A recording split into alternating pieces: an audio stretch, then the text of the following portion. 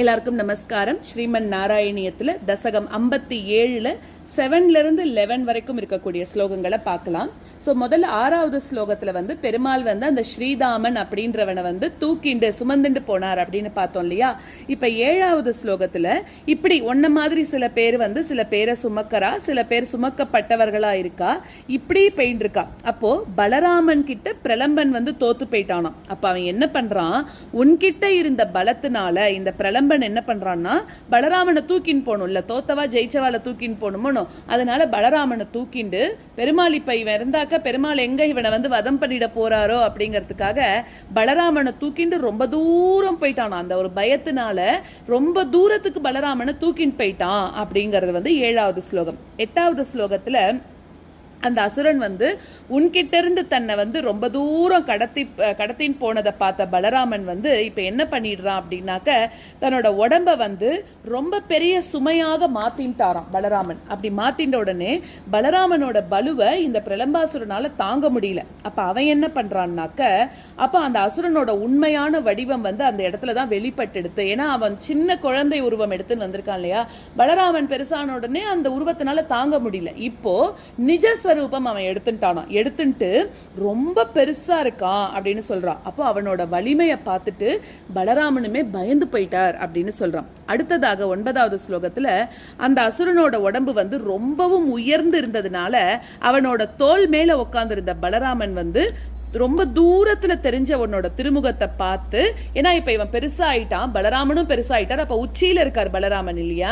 அப்ப அந்த பலராமன் கிருஷ்ணரை உச்சியிலிருந்து பார்க்கறானாம். அப்படி பார்த்த உடனே அப்பாடா கிருஷ்ணர் இங்க இருக்கா அப்படின்னு சொல்லி கொஞ்சம் பயம் போன மாதிரி இருந்தானாம். அதுக்கப்புறமாக அப்ப கிருஷ்ணர் கிட்ட இருந்து பர்மிஷன் வந்தா மாதிரி நினைச்சுண்டு இந்த பலராமனை தன்னோட முட்டியாலேயே குத்தி குத்தி அவனை கூழாக்கிட்டார் அப்படிங்கிறது 9வது ஸ்லோகம்.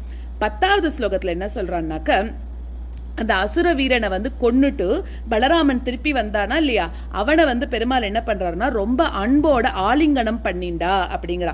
அப்போ உங்க 2 பேரையும் பார்த்த அந்த தேவர்கள் என்ன பண்றாருன்னா உங்க 2 பேர் மேலையும் பூமாரி பொழியரா அப்படின்னு சொல்றா. பலராமனை வச்சு பிரலம்பாசுரனை அழிக்கணும்ன்றது பெருமாளோட திட்டம்.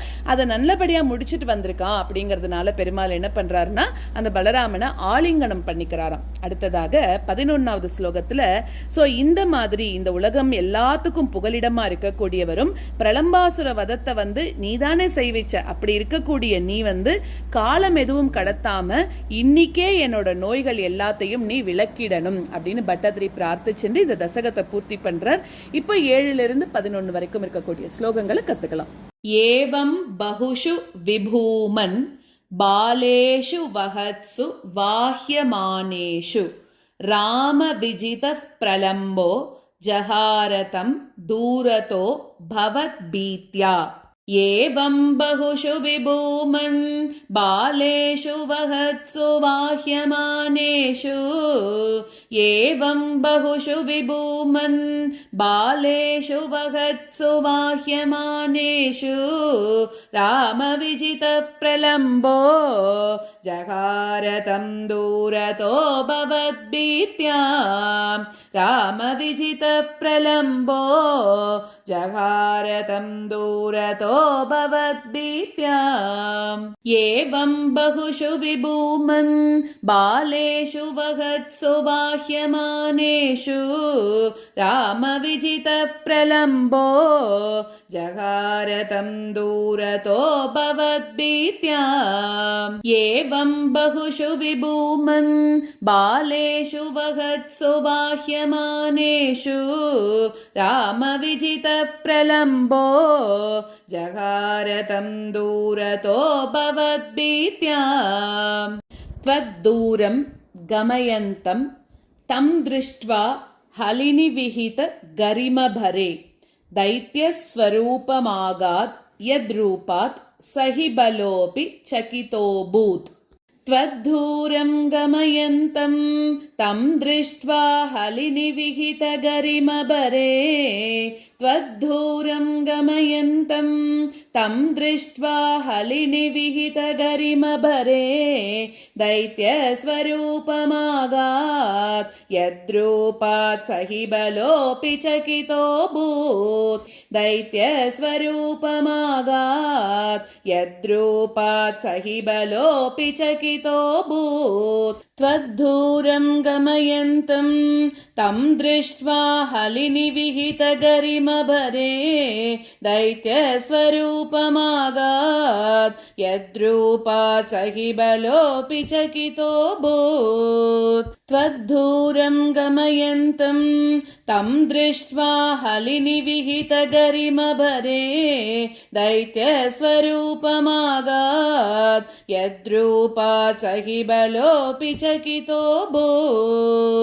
उच्चतया दैत्यतनोः त्वन्मुखम् आलोक्य दूरतो रामः विगतभयो दृढमुष्ट्या वृषदुश्चं सपदि पिष्टवानेनम् उच्चतया दैत्यतनोः त्वन्मुखमालोक्य दूरतो रामः उच्चतया दैत्यतनोः त्वन्मुखमालोक्य दूरतो रामः विगतभयो दृढमुष्ट्या वृषदुश्चं सपदि पिष्टवानेनम् विगतभयो दृढमुष्ट्या वृषदुश्चं सपदि पिष्टवानेनम् उच्चतया दैत्यतनोः त्वन्मुखमालोक्य दूरतो रामः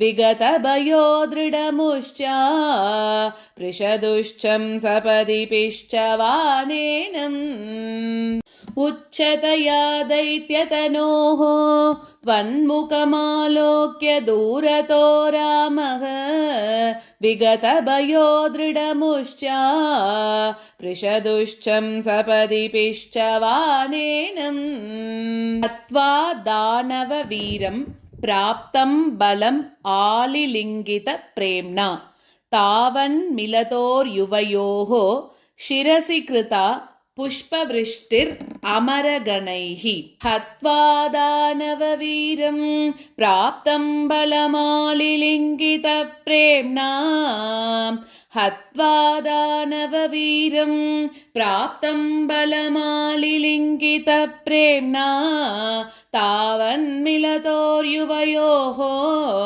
शिरसि कृता पुष्पवृष्टिरमरगणैः तावन्मिलतोर्युवयोः शिरसि कृता पुष्पवृष्टिरमरगणैः हत्वा दानववीरं प्राप्तं बलमालिलिङ्गितप्रेम्णा तावन्मिलतोर्युवयोः शिरसि कृता पुष्पवृष्टिरमरगणैः हत्वा दानववीरं प्राप्तं बलमालिलिङ्गितप्रेम्णा तावन्मिलतोर्युवयोः शिरसि कृता पुष्पवृष्टिरमरगणैः आलम्बो भुवनानां प्रालम्बं निधनमेव मारचयन् कालं विहाय सद्यो लोलम्बरुचे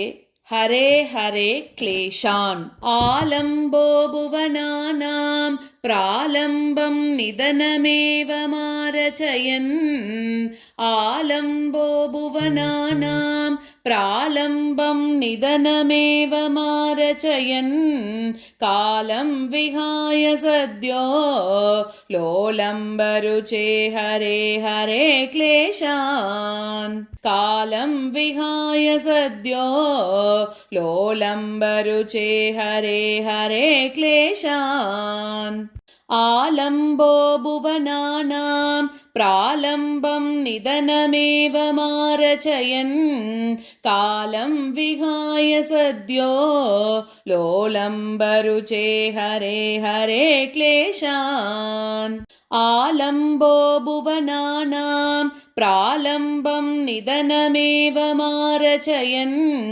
कालं विहाय सद्यो लोलम्बरुचे हरे हरे क्लेशान्